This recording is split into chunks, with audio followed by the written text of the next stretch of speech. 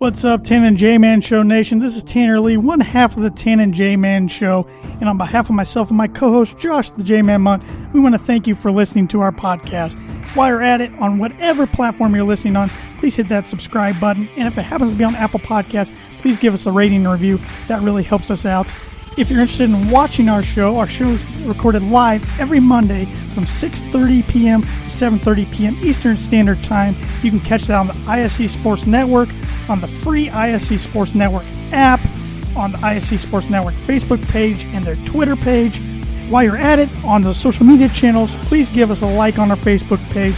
Please give us a follow on our Twitter and Instagram page at Tan and J-Man Show.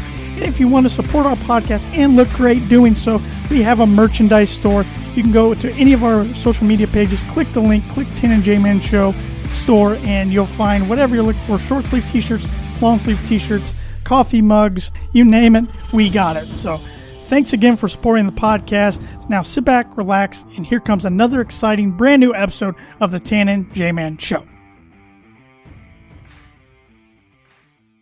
Hey, it's Tanner Lee and Josh the J-Man Muntz. Hey.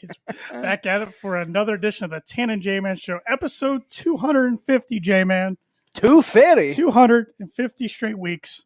A brand new episode of the Tan and J-Man Show has been out there. Nailed it. On the airwaves, audio waves, whatever you want to call it. But this one is our 5th annual college football preview show. Man, we've done 5 of these already. This is one of our favorites. It's not our favorite show of the year. I love this time of year because we have our college football preview this week, NFL preview next week. Yeah. We do this little playoff predictor website where we go game by game for the Big Ten, and then we will next week for the NFL. And we have all of our records. We won't get screwed up like I have in years past where like, well, how could that team go 9-3 if they lose to this and this team? Yeah. So I'm glad you found that for college football because there has been times in the past where, oh, wait, I had Northwestern beating Michigan State or whatever, but there's no way they could be in the Big Ten championship game. Exactly. Yep. So that's very helpful. But looking forward to tonight's show. We also have special guest Travis Wottring, Indiana Farm Bureau Insurance Agent Travis Wottring, who's the sponsor of the J-Man's Book and Prediction of the Week. Every week he was going to be joining us live in studio. Something came up, but he will still be on. He will be streaming in here momentarily. So we will have him on to do the contest giveaway and talk about his Fighting Irish. Sir, you want to hear some birdie bogeys? I do. Wander Franco this past week reached base safely in at least 25 straight games, which is tied for the longest streak by a player under 21 in the expansion era, which is since 1961. 2 other players did it. All you have to do is get 1 for a birdie. Okay. First off, I'm disappointed in you. Why?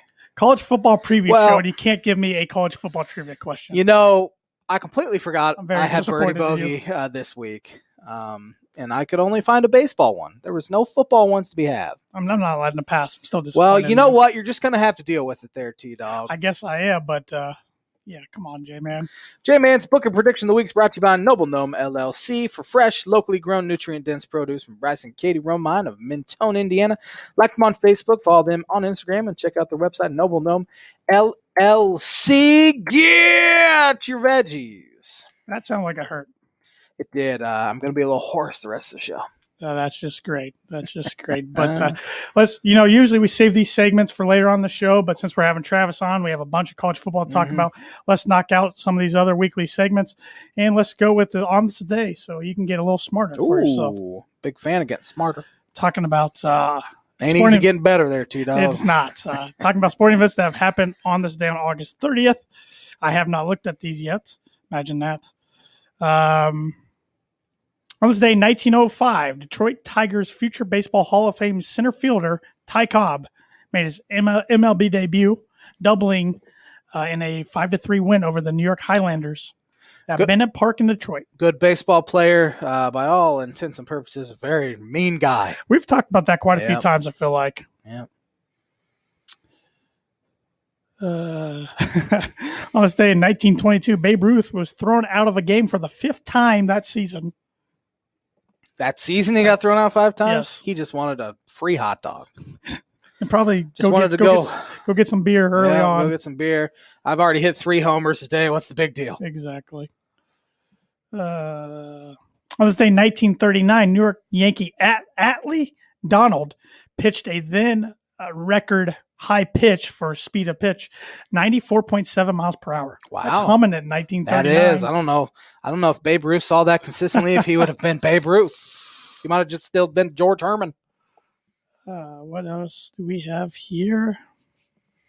On this day, 1954, the BC Lions played the franchise's first CFL game in Vancouver. They lost to the Saskatchewan Roughriders 17-0. Got to throw in some CFL facts when I can. Did you watch any this summer? They have it this summer? I don't think I remember seeing any of it on. Uh-uh. On this day, 1965, Casey Stengel, thank you, announced his retirement after 55 years in baseball. Yeah, he got pretty old. Yeah, think 55 years. That'll take its toll on you. Some cricket. I know you're a cricket. I'm a big cricketer fan. Let's see here. Stickety wicket. On this day, 1981, Bill Shoemaker became the first jockey to win a $1 million thoroughbred horse race when John Henry took the inaugural Arlington Million by a nose over the Bart. That's quite the sentence. Thanks. On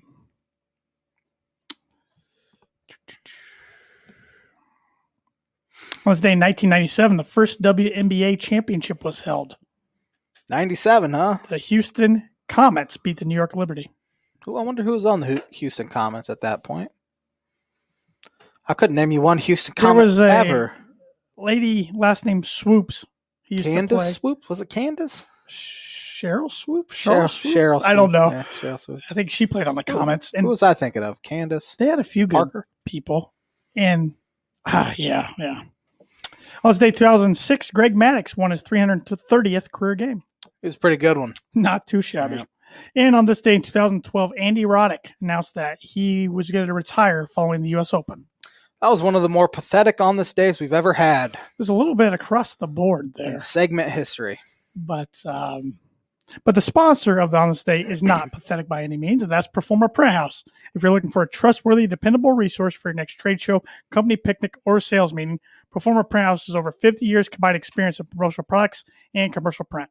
They strive for fast and efficient response to all your print needs. You need to look no further. Let them be your one-source print and promotional company by giving them a call today at 574-210-3815. All right, J-Man, word association. I've been hyping this one up for a couple weeks. I'm excited. We're down to two conferences left, the Big 12 and the Big 10. We'll start with the Big 12, Baylor Bears. Let's see. Cover-ups. Cover-ups. Yep. Okay. I would have went covering things up. I probably would have went with RG3, but it's all right. I'm trying to go alphabetical order here, so I need to get this up here so I can. Iowa State Cyclones. Let's see. Up and comer. I mean, they'd been bad at football forever, bad at basketball for a while. Still bad at basketball after a few good years, but ranked 7th in the country now. I think Matt Campbell has them on the up and up. How much longer do you think he stays there?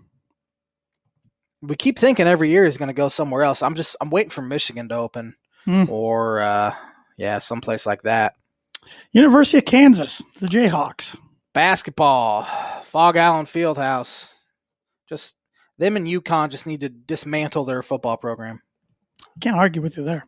Kansas State University, the Wildcats. Underrated. I mean, they've had a good football program, pretty good basketball program for a while. It's been a rough go the past couple of years, but usually pretty rock solid 7-5-ish sort of football seasons. University of Oklahoma Sooners. Elite, top, I would say 6 program in college football over the past, probably this century. I'd imagine. I fully anticipate them being really good this year. Yeah, I think they're dumb for leaving the SEC because they going dominate. To the SEC. Leaving to the SEC. Thank you, because they dumb for leaving the Big 12, I should say, because they dominate the Big 12, and that's an easy way into the playoff, especially when it expands to 8 teams. That's a pretty free ride into the playoff every year. Texas is leaving. They kind of had to follow. Yep. Little brother of Oklahoma, the Oklahoma State University Cowboys. Another rock solid football program. I'm a man. I'm for it. Mike Gundy. Yep. Mullet. Texas Christian University Horned Frogs. Yeah, they've first thing They're that pops. starting to fall a little bit. Yeah, I would say on the decline. Yep. Gary Patterson's had a nice run there, but seems like it's coming to an end. Yep. University of Texas Longhorns. I thought that threw me off because it said Texas at Austin. University of Texas Longhorns. They have been living in the past. They've been feeding off that 2006 team forever. They're overrated. They will get. They're getting smoked in the Big 12 every year. God forbid they join the SEC and do it there too.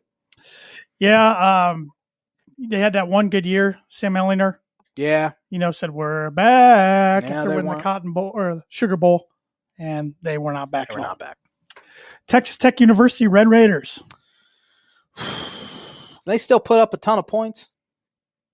I can't remember if they did I don't last year or not, Yeah, I but don't know. it seems like they always have. I want to say Gunslingers. Chris Beard, although he's now with Texas. Forgot about that. Yeah. And lastly, in the Big 12, the West Virginia University Mountaineers. My Mountaineers, burning couches. Burning couches. Yep. All right. Big 10. You ready for the Big 10? Yes, sir. Illinois fighting Illini. Basketball program. Basketball school. It's really the only program I care about. We'll see when we start talking Big 10 football what your opinion of Illini is and was over the weekend. Yeah, I'll go west first, then I'll go east since I did Illinois. University of Iowa Hawkeyes. Waving at the kids in the crowd. That's a great tradition. Yeah. University of Minnesota Golden Gophers. Rowing that boat. PJ Fleck. Somebody pulls the plug on that boat sooner. Maybe he finally drowned. I don't wish that, but maybe his career's finally drowning is what I meant. Thanks for clarifying. That's a little nicer. University of Nebraska Cornhuskers. Oh man, pathetic football coach. Pathetic excuse for a football coach, Scott Frost. He's awful. Nebraska fans are starting to turn, but they're still awfully defensive of him for some reason. He's one of their own. Yeah, well, that's why you don't hire one. It's funny because everybody's like, "How did he do so well at UCF?" Well, let's see how Heupel does at Tennessee. Yep, that'll be a true barometer of really Scott Frost as well. I think Gus Malzahn will do just fine at UCF. Yeah, absolutely. I think UCF's the new Boise State. Yeah. Northwestern University Wildcats. Oh man, pompous. I think they're better than everyone else. All right, I like that. I like that word. Purdue University Boilermakers. Neil Armstrong. Did not think you were going to go there, but I respect that. That's I didn't feel like being too mean today. I appreciate that, J-Man. Yep. No matter what people say, you're sometimes a nice guy. The University of Wisconsin Badgers. Jump around, hop around. Jump around. Good one. Indiana University Hoosiers. Football school. I knew that was coming. Yep. Big time. Tom Allen's got a good thing going there. Football school. Might be their best coach in history. That's pretty sad about. I mean, he's a good football coach, but the fact that you can. I wouldn't go there until I got him to the Rose Bowl. Case, though, that he's been at least Bill the best Mallory this was century. pretty good. Yeah, he's pretty good, but still, it's Indiana. Yeah. The bar is pretty low. University of Maryland Terrapins. Who cares that they're in the Big Ten? They're good for basketball, but so they did wear a co-Big Ten champ in basketball not too long ago. Yeah, they're good for basketball. University of Michigan Wolverines. About forgot what they were called. Khaki pants. Eating milk with steak. I can't get over that. Drinking milk with steak. Drinking milk with steak. Michigan State University Spartans. Tom Izzo. Talk about cover-ups there. Ohio State University Buckeyes. I mean, elite at every dominant. single sport. Yep. It's almost to the point where you don't even care about them anymore just because they're good at everything. Yep. Penn State University Nittany Lions. Cover up. I mean, I can say that for a couple teams, but can even say that for the next team too. Yeah, James Franklin. Rutgers University Scarlet Knights. Do they have a redeeming quality? I don't think so. Whatever came to your head first. Yeah, they don't. Well, that's going to do it for the Word Association segment and going to do it for the Word Association segments for college football conferences because we did all the Power 5 conferences. And the Word Association segment is brought to you by Rhett Lee, attorney at law. Rhett Lee and the law office of Andrew Aki, LLC, are located at 206 4th Street in Logansport, Indiana. Rep provides legal services to the people of North Central Indiana and practices criminal defense, family law, and personal injury. If you need a lawyer who cares about your results and will fight for you, call him today to schedule a free consultation at 574-722-2221. And right before we bring Travis on, why don't you tell everybody who one of the sponsors of the Tan and J-Man show is there, J-Man? The Damn Landing. Whether you want an epic burger, hand-tossed pizza, hand-breaded tenderloin, seafood, craft beer, or a handcrafted cocktail, the Damn Landing is the place to be. The Damn Landing is a bar and grill located on beautiful Lake Manitou. Focused on freshness and quality. You can wash down their delicious food with one of their 16 beers on tap, including a constant rotation of today's best microbrews and domestic flavors, or a handcrafted cocktail made using fresh ingredients. Take in the fantastic views of Lake Manitou in their beer garden or outdoor bar area. Whether it be boats or wheels, the Damn Landing is the place to be, located at 1305 Ewing Road in Rochester. It's supposed to be a little not as hot anyway over the weekend, so go get yourself some delicious food and drinks. And this episode is also brought to you by Circle 15 Golf. Circle 15 Golf is a brand focused on bringing tour quality products and experience to the everyday golfer like myself and the J-Man. Yes, sir. It's built on 25 years of tour experience, featuring the Genesis glove, the most durable and comfortable glove available, and the patented Glove Hub, the first and only glove humidor on the market. Find those products and more, along with hats, ball markers, different repair tools at circle15golf.com. You ready to bring our guest on? Let's do it. All right, let's do it. We're going to bring on Travis Wottring, Indiana Farm Bureau insurance agent and sponsor of the J-Man's Book of Prediction of the Week, every week. Travis, how you doing, my friend? What's up, fellas? Love being back here on a Monday. I wish I was in the studio with you guys, but couple personal things going on. I couldn't make the drive to Rochester, unfortunately. Hey, we appreciate you joining via StreamYard, so it's better than nothing. But why don't you tell everybody about the contest you've had going on, and I'm excited to find out the winner. Absolutely. So beginning of this year, I partnered with a third-party company and opened up my own app for insurance. It has everything that you could possibly need on there: how to contact me, our policies, how to make a claim, our roadside assistance number. You can access all of your policies, pay bills, and it's just so more convenient sometimes than wanting to call me or wanting to go through the office or whatnot. So it has everything that you could possibly need wanting to take care of your insurance. So the contest I ran was, all you had to do was download my app, and you would automatically be entered into the drawing. So you could have already had the app from back in January or recently downloaded it. Full disclosure, I said I was going to draw it live, but I wasn't sure if we were going to have me on here. So I did draw it about a half hour, an hour ago. I have a recording of me drawing it if y'all want to see it later, but I do have the winner picked out. All right, and you're going to post that on all your socials? Absolutely. I'll post it on my socials. I'll tag you guys in it, and I will be contacting the winner probably about a half hour or so when this show's all done, and figure out how we're going to get together or how I can send him the gas card. Perfect.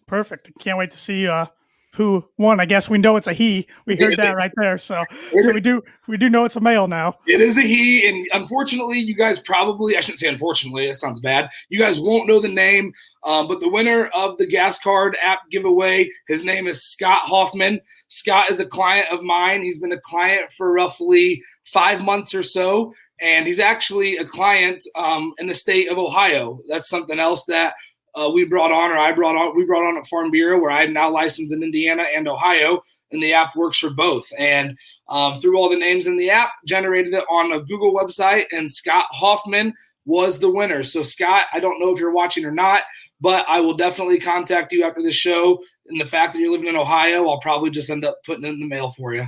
Well, that's perfect. Congratulations to Scott. And I'm assuming Scott's probably a Buckeye fan. Scott is a Buckeye fan. How did I know?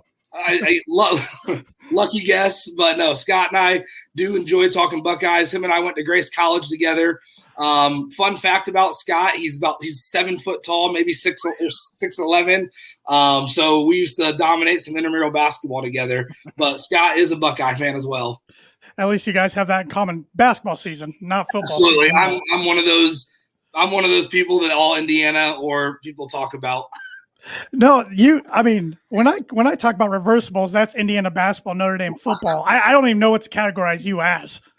I blame where my family's from. My mom's side's from Ohio. My dad's side's from Indiana. That being said, my mom's side that's in Ohio, they are all Cincinnati fans, so they don't even like the Buckeyes like I do. Where it came from was 2005 or 2006 is when it was. I'll be honest, it's when Mike Conley and Greg Oden went to the Buckeyes. My dad went to Lawrence North. They went to Lawrence North.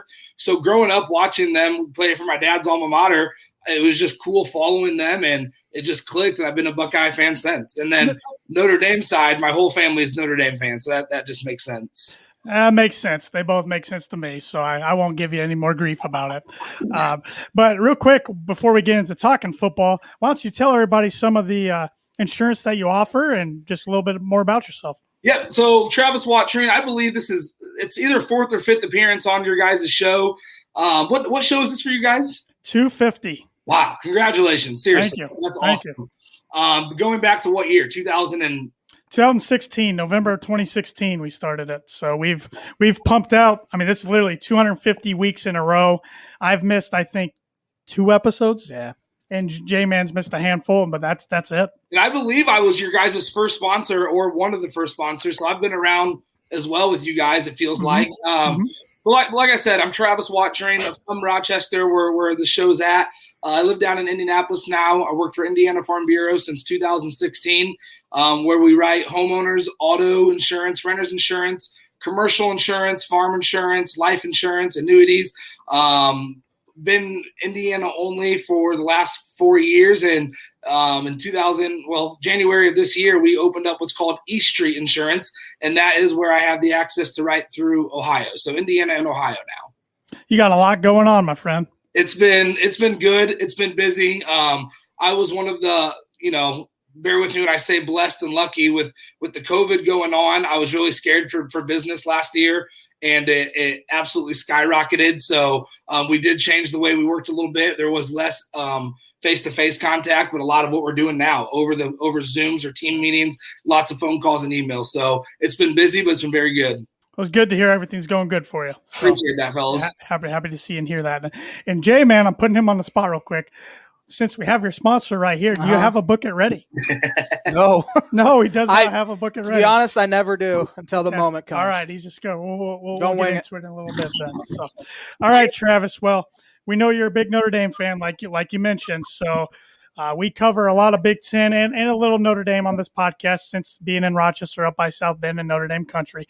But we thought we'd have you talk a little bit about Notre Dame, do a little preview, what your expectations are for the team, etc.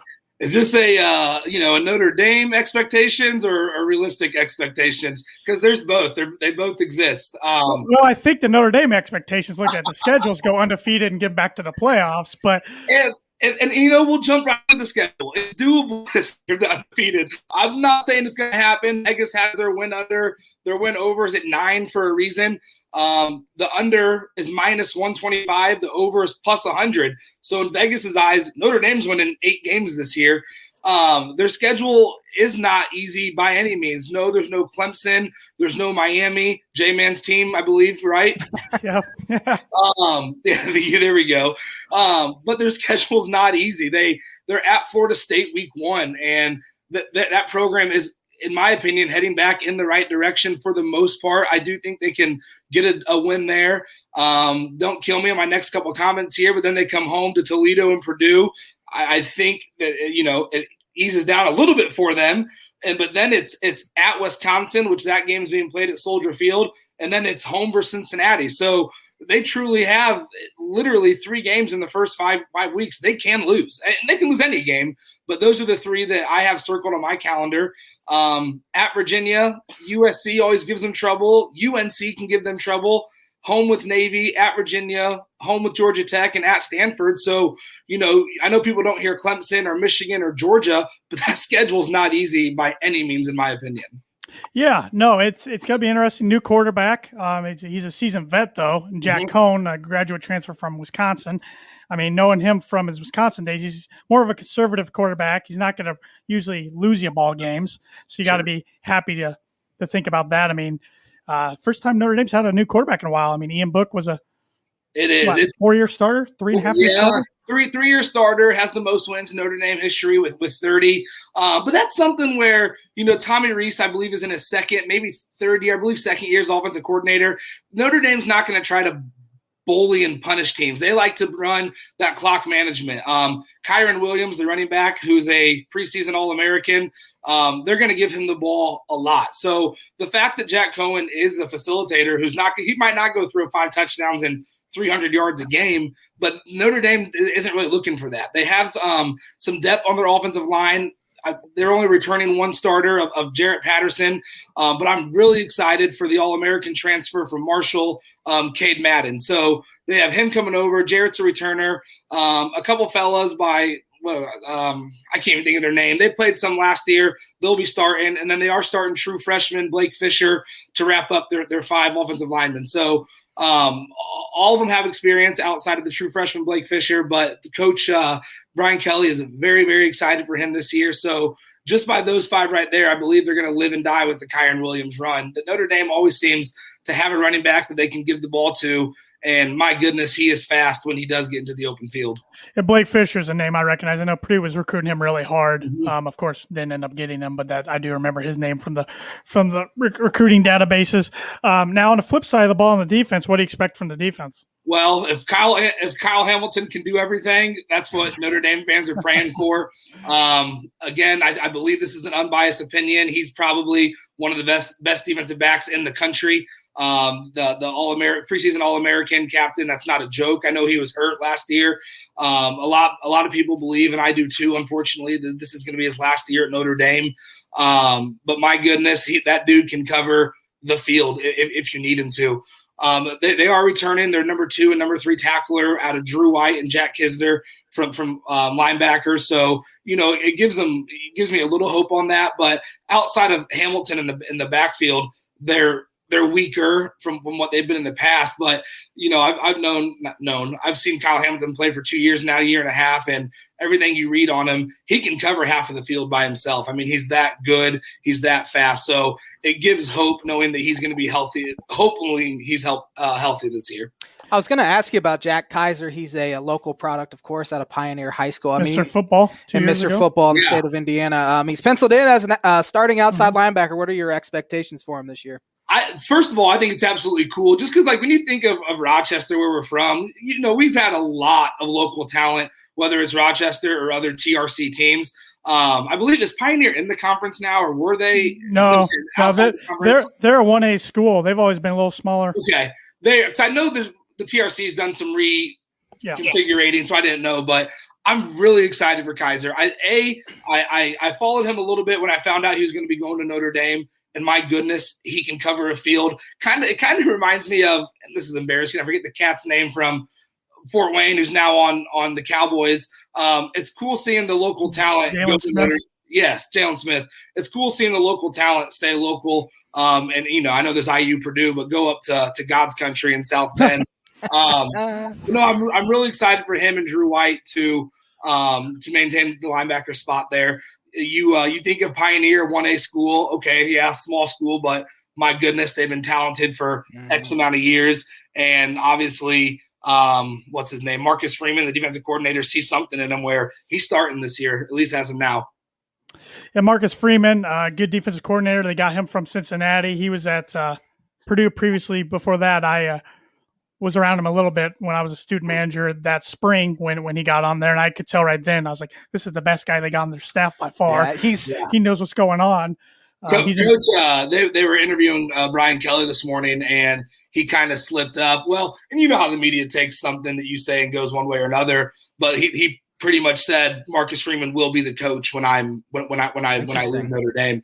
And so you can go check that online or Twitter, and he talks about it. And then Kelly made it say, no, they took that out of proportion, but there was multiple sources saying that's literally exactly what he said. Well, Freeman was supposedly the runner-up to Brett Bielema at Illinois for the head coaching job, so he's real close to getting a top job. But Notre Dame's kind of top. Would they really go for a guy who's absolutely never been a head coach? I don't know. That's what I'm saying for a guy that goes from defensive coordinator to runner-up at a Power 5 school. Yeah, no, that's impressive itself too.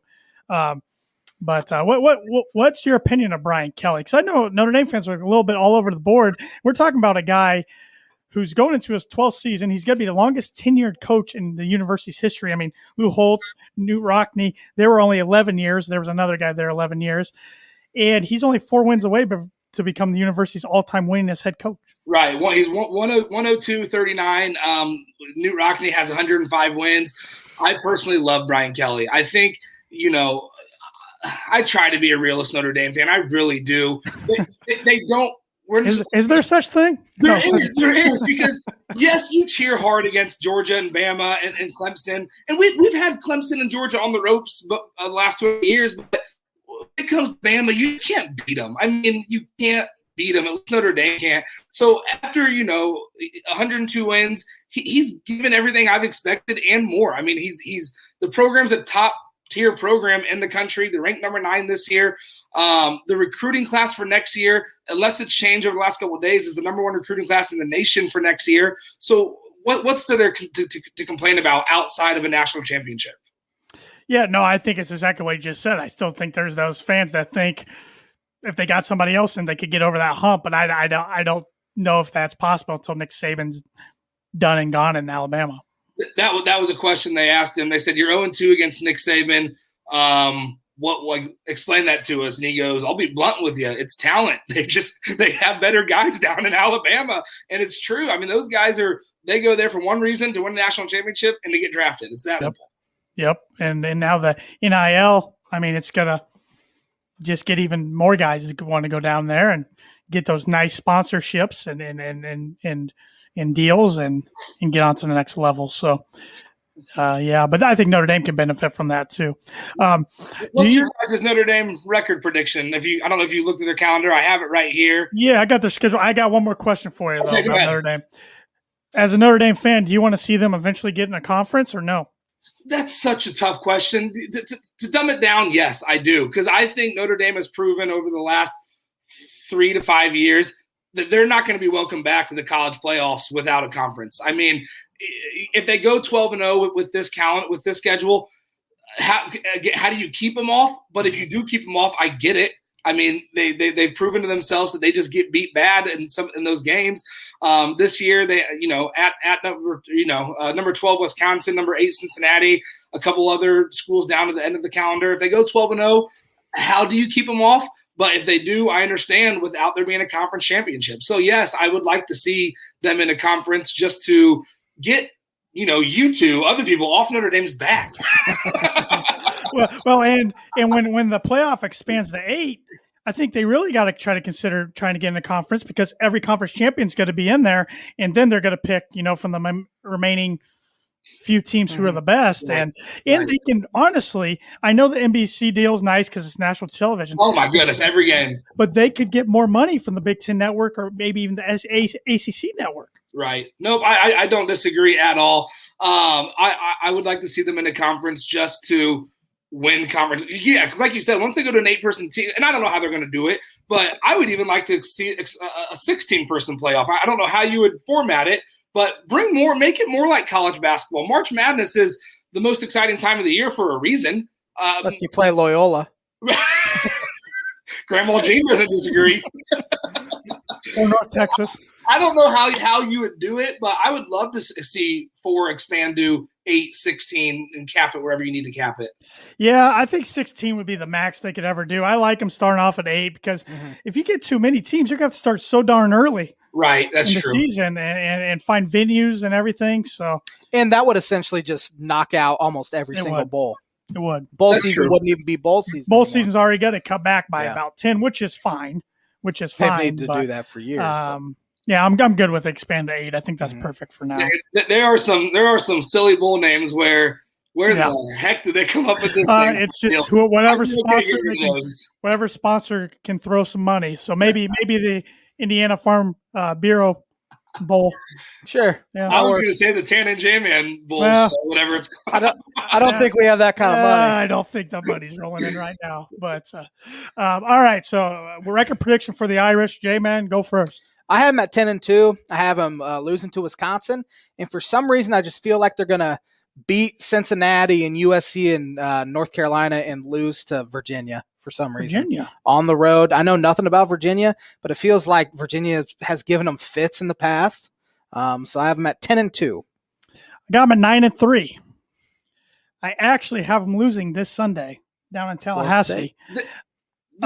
Week 1, this Sunday, it will, in my opinion, show what kind of season they're going to have. They need to go out and win by 2+ touchdowns, and not a close. I mean, they need to go beat the brakes off FSU. Well, and Mike Norville needs a win. I like this. I mean, he kind of lost the program last year in his first year. There was a lot of stuff off the field not going well, behind the scenes in the locker room.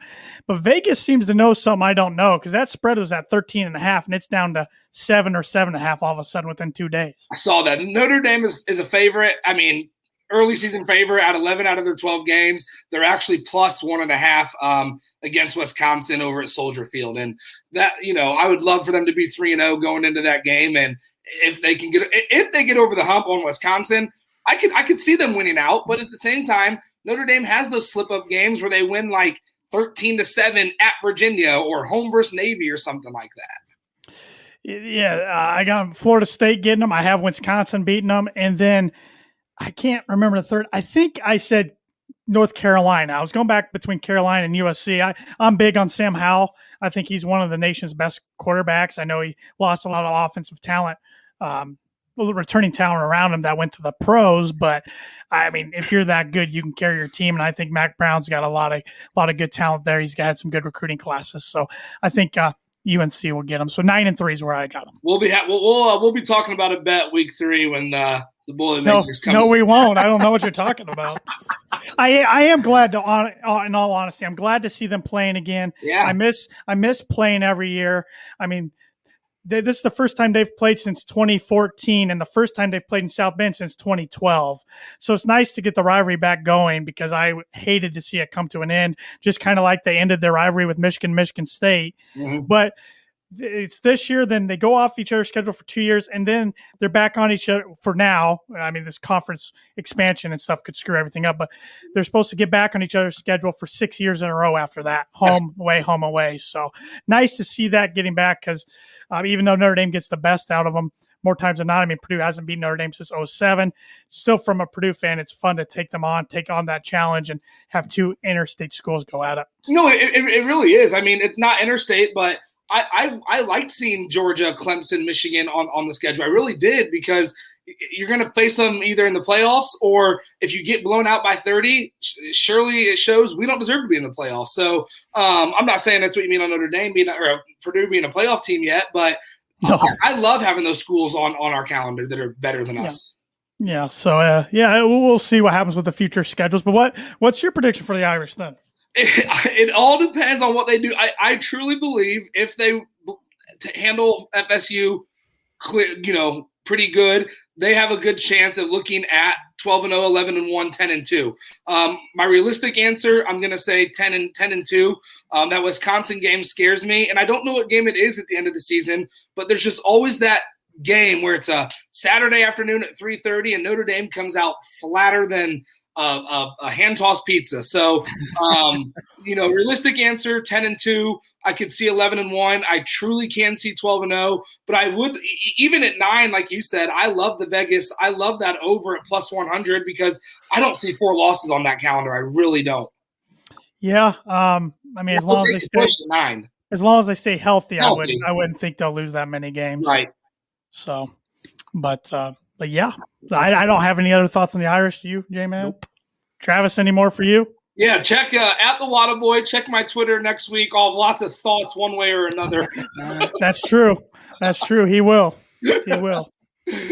All right. Well, you're welcome to stay on with us the rest of the time. If you want, we're going to get into the Big Ten, and then we're going to get into predicting some games for week 1. So. I don't have much to say about the Big Ten, but I would love to sit here and predict some game with you guys if you don't mind. So I'll kind of just sit here and mind my business, and then when we predict, I'm ready. Or should we predict first and then? I say let's predict first. Okay. We'll predict first, so you can stick on. And then if you want to leave when we get into the Big Ten, you're more free to do so. So all right. J-Man's bringing up the starting with this year we are doing the what are we doing? We're doing so when we pick Big Ten games this year, we're doing confident points. Mm-hmm. So okay. So Josh and I listed our confidence points from 1 to 10, and the most confident will get 10 points, or at least confident 1 point. But we'll also pick top 25 games just in general. We're not going to do confidence points on those. And one thing I'm going to start next week, every week, I got to remind myself that I'm going to do this. I'm going to list power rankings for the Big Ten, my own power rankings every week. I like that. So, it's a good idea. If you guys don't mind, let's start with the top 25, then I'll hop off. Okay. That sounds good. That sounds good to me. Top 25. Do you even want to pick this game, Citadel versus Coastal Carolina? Yeah. Citadel versus Coastal Carolina. Is Coastal ranked just based on that weird year last year? It must be 22nd. What is their line on the game? 35 and a half. I'll take the Chanticleers of Coastal Carolina. I'll take the cover. Yeah. I don't know. Citadel's usually really pretty bad, but man. Weber State, Utah. I mean, what's the spread? Is there even a spread? 35 and a half. Utah cover that. Yeah. I mean, Utah's good. Southern Utah, Arizona State. 44 and a half. Wow, that's big spread. But Arizona State's had some off the field allegations going on. Herm Edwards and his staff a little bit of trouble by the NCAA. But Southern Utah's 0-1 already. Yeah, give me Arizona State. Same. Mm-hmm. North Carolina at Virginia Tech Friday night. This is an interesting one. What's the spread on that? North Carolina 5.5. I will take Carolina. I do think they cover, but I think it's like 7 to 10 points. It's going to be a good one. I agree. That Virginia Tech fan base is crazy. Fuentes loud. He's on the hot seat. But yeah, give me North Carolina. I love home team catching points week 1, so I will run on Virginia Tech side. That's a tough place to play. Enter Sandman gets rocking in Blacksburg. It's tough. Oklahoma at Tulane. I'm not sure if it's at Tulane. It's at Yulman Stadium. Got moved, I believe, because of all the hurricane. The hurricane, but I don't know where it's being played at. Oklahoma's 27.5. I know LSU game got moved as well. Give me Oklahoma. Number 2 ranked team in the country. For a reason. Spencer Rattler's a Heisman favorite, and that's actually my prediction who's going to win the Heisman this year. So give me Oklahoma. Fresno State, Oregon. What's the spread? 20.5. Oregon's going to win, but Fresno's going to cover that. I agree. I like that. Yeah, Fresno, I know they played UConn, who's just horrid, but I mean, they beat them 45-0, and Fresno's usually a pretty respectable mid-major football team. My Canes, number 14 in the country, host number 1 Alabama. I could see this being a good game. 18.5. De'Aaron Keen's back for Miami. He's another favorite for the Heisman. Bryce Young, new quarterback for Alabama. He's the one who got the $1 million sponsorship endorsement, whatever you want to call it, deal. I think it'll be competitive for a while, but Alabama wins and ends up covering. I think Alabama covers pretty easily. Yeah, I think Alabama actually can beat them by the 28-35 we were talking about earlier. Wouldn't shock me. There's a couple bad game matchups on here that I'm not even going to worry about. Number 23, Louisiana Lafayette at number 21, Texas. Texas is only 9.5-point favorites. I don't know anything about Louisiana Lafayette. I know they had a really good quarterback last year. I don't know if he's still there because they went up and beat Iowa State last year early in the season. Yeah. Texas, brand new coach, Sarkisian. Give me Texas, and I'm going to say they cover. I usually don't talk good about Texas, but yeah, give me Texas. Same answer. Georgia at Clemson, game of the week. Clemson is 3.5-point favorites at home. Is it neutral field or is that Clemson? Bank of America, so that must be neutral. Charlotte. Yeah, that game is neutral. Yes, Charlotte. Oh man, I'll start. Yeah, Georgia wins. Outright. Big fan of Georgia this year. This is the J-Man's Bucket Prediction of the Week. Sponsored by Indiana Farm Bureau Insurance Agent Travis Wottring. Tell him what you got, Travis. I got it all. If it's insurance related, give me a call. There you go. Give me Georgia. Yes. I'm with you. Book it. Not so fast, my friends. Clemson gets it done, and they cover. And I'm not going to try to pronounce the quarterback's last name. I haven't practiced enough. He lit up Notre Dame last year. Yes, he did. And a loss. Yeah, he's good. Dabo's still got tons of talent around him. So LSU 500 yards against Notre Dame. Yeah. LSU at UCLA. UCLA looked real good last week. 3-point favorites. Against Hawaii. LSU is. Give me the Bruins in an upset. I agree. In the Rose Bowl. I like UCLA. They look good, really good. And I won't sit here and pretend I know this LSU quarterback's name, but from what I've read and seen, he doesn't impress me a lot. And I really, really think UCLA can win this game at home. Yeah, it's a big national primetime night game for them. Hopefully they'll have more people show up than showed up the other day. That was pretty embarrassing. Now, I don't know if California has any restrictions on They absolutely do. Okay.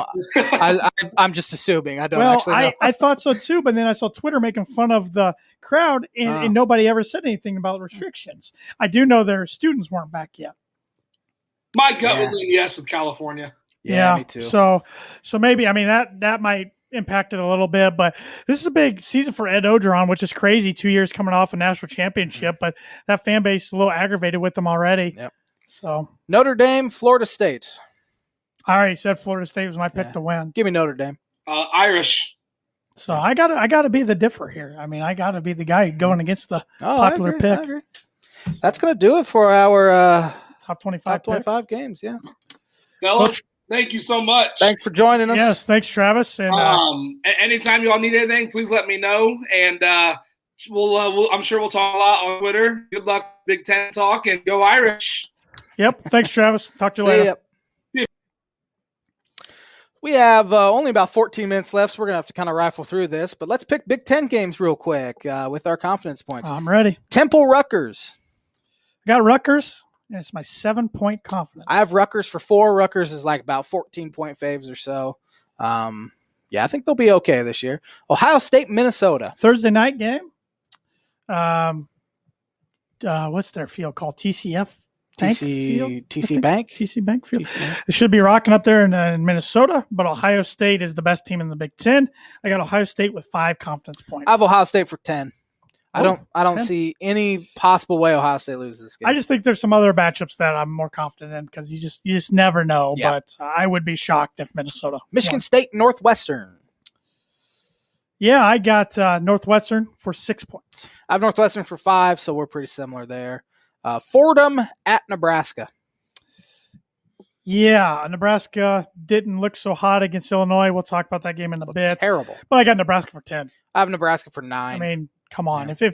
If they lose to Fordham, Frost needs fired after the game. Absolutely. That would be the absolute nail. Don't even let him get to the locker room. Give him his papers right there on the field. Western Michigan at Michigan. I got the Wolverines for 8. I do too. It is an in-state game. You never know. I don't think Western Michigan's one of the stronger MAC teams anymore. Ball State's one of the better MAC teams now. I think Michigan's going to be a lot better than people think. I do too. Penn State at Wisconsin. It's the Fox Big Noon game. Great game. Important game for both teams. Mm-hmm. I think James Franklin needs to get it going this year. I know a lot of people there's rumblings. Could this be the end of him up in Penn State? Paul Chris got a good thing going up in Wisconsin. And I got the Badgers, but only for 2 points. I have a hard time picking against home teams with their first real crowd back. Sure. So give me Wisconsin for 7. Okay. West Virginia at Maryland. Yeah, West Virginia's not what they once were. Mike Loxley's in his 2nd year, I believe, at Maryland. Maybe third year at Maryland. Third year. He's getting some decent recruits, but I don't think he's ready to rock and roll yet. Give me West Virginia Mountaineers for 4. I have West Virginia for 1. Okay. Number 17, Indiana Hoosiers at number 18, Iowa. About as even as you can get on paper. Iowa's, I think, a 3 or 3.5 point favorite. I really like this Iowa team on paper. I think they're good. Indiana's coming off in what it was a weird year. Their best season in a long time. They beat some teams they haven't beaten in a long time. Penn State, Michigan. They couldn't get over the Ohio State hump. Iowa gives them problems for some reason. I'm going to Hawkeyes, but I only got 1 confidence point on it. I have Iowa for 3. Oregon State, Purdue. This game makes me nervous. First game jitters. Huge game for Jeff Brom. Huge game for the program. This is one of those that you just have to win to get off to a good start. Last year, the fluky should have been win. The fluky lost to Minnesota, kind of derailed the rest of the season. Yep. 2 years ago, it was the choke job at Nevada, kind of derailed the momentum for the rest of the season. So you got to get off to a good start. Got to start off 2-0 against them and at UConn going into Notre Dame. So I got the Boilers, but only for 3 confident points. I have Purdue for 2, so we're pretty. I don't know anything about Oregon State. I mean, I've watched Purdue a bunch. Oregon State's returning their complete offensive line, 8 of 12 starters on defense. Oh. Just decided on a quarterback today, a Colorado transfer who was second team all Pac-12. Ooh, okay. Then we have Texas. I believe that's San Antonio. Yeah, UTSA. the Roadrunners. Versus the Illini. I didn't know anything about Texas San Antonio, and Illinois impressed me with their focus and how they were prepared for Nebraska. So I'm taking the Illini for 9. I have Illinois for 6. They're only 7.5-point favorites. UTSA returns a majority of their roster from a 7-5 team last year. Good quarterback, supposedly good defensive line. So I think it could be a trap game after the high of winning last week. Now we'll go. How do you want to do this? We're going to start with the West and start with your 7th ranked team all the way up to number 1, sure, record-wise. Who do you have finishing last in the Big Ten West? That would be the Nebraska Cornhuskers. Agreed. I got them with a 4-8 record, 2-7 in the Big Ten. Exact same. I don't remember who. I do remember I have them beating Northwestern for some weird reason at home. Besides that, I don't remember the other Big Ten team I have them beating. The only pathway to a 6-6 record was to have won on Saturday. I think so. I mean, I know. I was talking with somebody today, and they said, "Oh, you never, just hypothetically speaking, you never know. They could get hot and win out, go 11-1, and everything's good in Nebraska." But I just don't think Scott Frost is that good of a coach. He made the statement today about, well, once we saw the way Illinois was lined up, we couldn't do anything on offense. Good coaches and coaching staffs find a way to improvise and make changes during the game. I just think he's in over his head. And I will say they shot themselves in the foot a lot, especially on special teams. That punt return safety was wild. Adrian Martinez lost a fumble for a touchdown. Speaking of him, he's a quarterback that's a 4th-year senior. He's declining every year. It's kind of like Jake Fromm at Georgia. Had a great freshman year, then kind of declined every year he stayed at Georgia. Reminds me a lot of Adrian. Just doesn't impress me. So that's my bottom basement in the West. Number 6. I think I have a feeling who yours is going to be. But mine's going to surprise you. It's actually Minnesota. Mine is Minnesota as well. This is weird. 5-7, 3-6 in the conference. 5-7, 3-6 in the conference. Man. This is scary. I think PJ Fleck's starting to lose his momentum a little bit. I think his shtick is fading off a little bit. And they could have been even worse than they were last year, and they got kind of lucky a few games. But we'll see. We'll see what they bring. Number 5. The Illinois Fighting Illini. Okay. 6-6 with a 3-6 conference record. I have Purdue at 5-7. I had a feeling that was coming. 3-6 in conference. This is a big year for Braum. Sure and is. I mean, it's been a weird couple years for him where they had injuries and they had the weird COVID year. And so it's been, who knows? They could the Rondell Moore situation, the first 2 games, which they won without him. They won their 2 games without Rondell Moore last year and lost the games they did have him in. But weird year. Hopefully they can stay healthy. I'm worried about the depth on the offensive line. Brand new defensive coaching staff. Settled on the quarterback, Jack Plummer. He's got to take a step forward. This is the guy Jeff wanted in his first full recruiting class. Got to take a step forward because I'm tired of this 2-quarterback system. And it doesn't work. It's proven everywhere it doesn't because work. I know he'll probably have a quick pull if he's not playing well. So number 4. That's where I got Purdue. I went with what I think is going to be their ceiling at 7-5, 5-4. I could see them being anywhere from 4-8 to 7-5. I gave them a benefit of the doubt on a lot of the coin toss matchups. That's kind of the same way I was with Illinois, who's my 4th team. I have them at 6-6, 4-5. I think they could be 4-8. Maybe they could get to 7-5, but they're probably somewhere right in the middle, maybe even a little worse. But I have them 4-5 in the conference. Brandon Peters got hurt. Sounds like it's not as serious as they thought it was going to be. Shoulder injury. He could play this week, but not likely. It'll probably be the next week. It looked real bad. It did look bad. Who's your 3rd team? I got the Northwestern Wildcats. We are on the same wavelength. And their record's better than I actually think they're going to be. I got them at 8-4, 5-4 in the conference. But they lost so much talent. I don't know if they get to 8 wins. Hunter Johnson was named the starting quarterback this year. He was horrendous in his time. I think he played a little last year and was so bad for him. But I have him at 8-4. Fitzy just finds a way. He's a good coach. Yep. Number 2. Got the Iowa Hawkeyes. I do too. I'm high on this team. I have them 10-2. Man, I have them 10-2. 8-1 in the conference. 8-1 in the conference. This is scary. This is not good. I mean, our 4th and 5th teams are the only ones that are going to be switched. Yep. So I have Wisconsin winning at 11-1, 9-0 in the conference. I got them 12-0, 9-0 in the conference. Man, you don't think they're going to lose a game, huh? No. I think they get past Notre Dame. Yeah, that's a good point. And Oregon is the other one they have? What week do they play Notre Dame? Week 4. Oh, I don't remember what they have no Ohio State. They play Penn State at home. They play Iowa at home. They don't, I think they play, if they play Michigan, it's at home. I just think their schedule's pretty favorable. I think it lines up for them this year to, honestly, we'll do the East and I'll finish my statement what I was going to say. I have Maryland finishing dead last at 2-10. 2-10. 0-9 in the conference. We did not collaborate on this one. 0-9 in the conference. I have Michigan State 6th. Yep. At 4-8. Got them 3-9. Okay. 1-8 in the conference. I have them 2-7. Being their lone win against Maryland. Then I have Rutgers 5th. Yep. At 4-8. I got them 5-7. 2-7. But 2-7 in the conference. I have Michigan 4th. Indiana 4th. You would put them 4th, wouldn't you? I just Penix has to stay healthy. Yeah. If he gets hurt, I think they lost a lot. They lost a few wide receivers. I know what's his face is back. I can't remember his name off the top of my head. Wop. No, Wop left. No, he's in the NFL. It's a Freifogel. He's back. I don't know. I just feel like, and it's a Purdue fan in me saying this, I feel like last year was a fluke.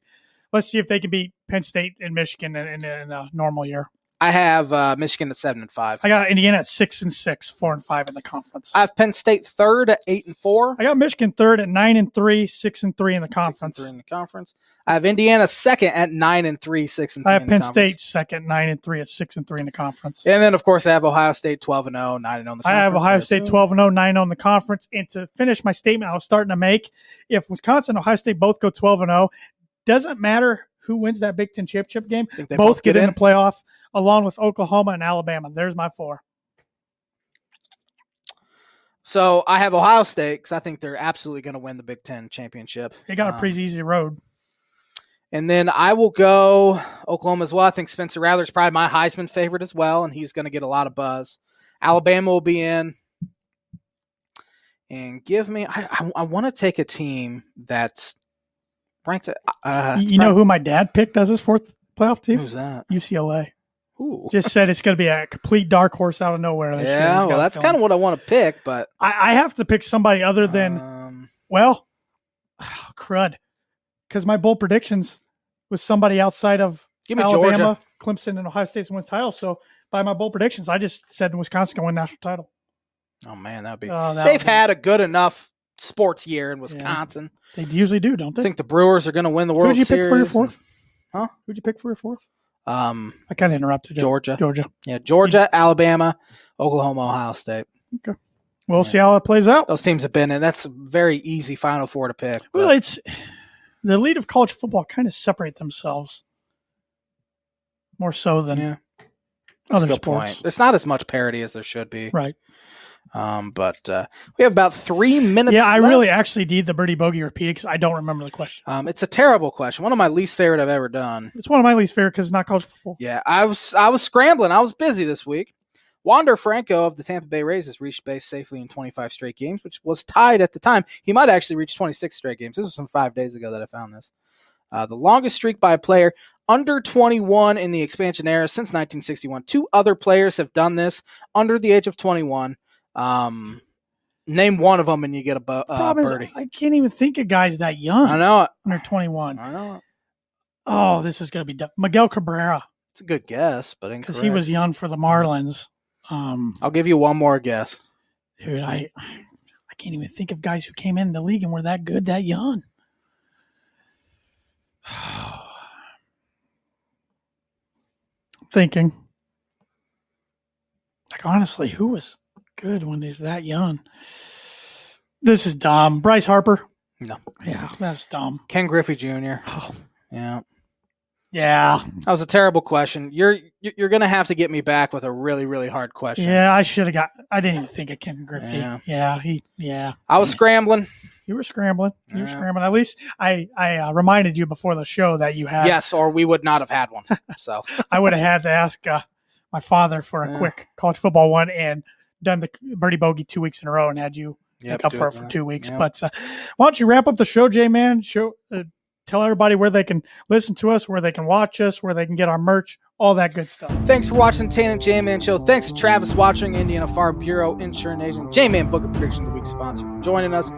Talk some college football. We'll be back at it next Monday for our NFL preview. Looking forward to that. Have a great week, everybody. We'll see you later.